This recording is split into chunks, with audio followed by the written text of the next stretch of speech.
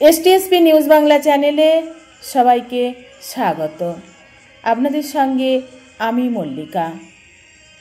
পহেলা বৈশাখের হালখাতা উৎসব আর অক্ষয় তৃতীয়ার হালখাতা উৎসব দুটি উৎসবই একই ধরনের। আপনারা দেখছেন এসটিএসপি নিউজ বাংলা। সূত্রের খবর, পহেলা বৈশাখ দিনটি নববর্ষের সঙ্গে অনেক ব্যবসায়ীরা হালখাতা উৎসব করেন।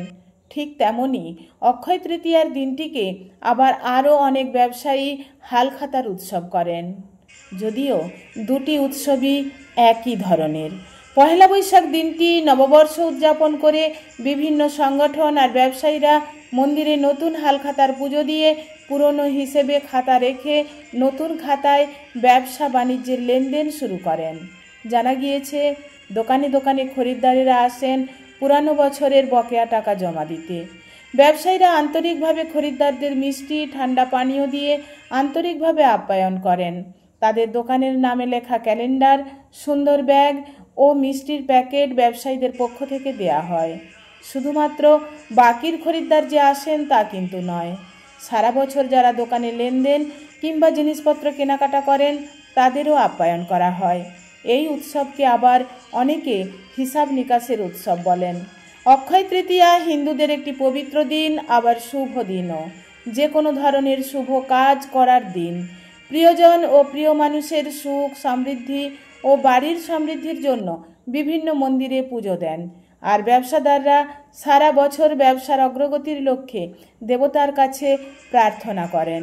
বৈশাখ মাসের শুক্লপক্ষের তৃতীয়া তিথিতে অক্ষয় তৃতীয়া উৎসব ও ধুমধাম করে পালিত হয়। প্রিয় দর্শক, দেখুন অক্ষয় তৃতীয়া উৎসবের এক ঝলক। রসিকগঞ্জ থেকে এস প্রামাণিকের রিপোর্ট, এসটিএসপি নিউজ বাংলা, সবার খবর সবার আগে।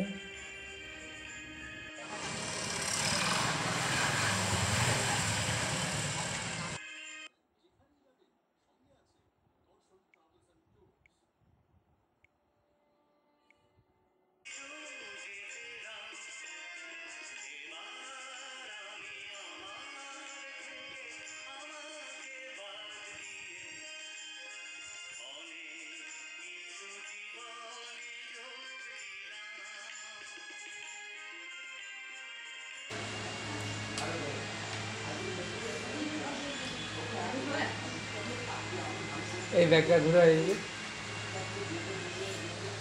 এদিকে টাকা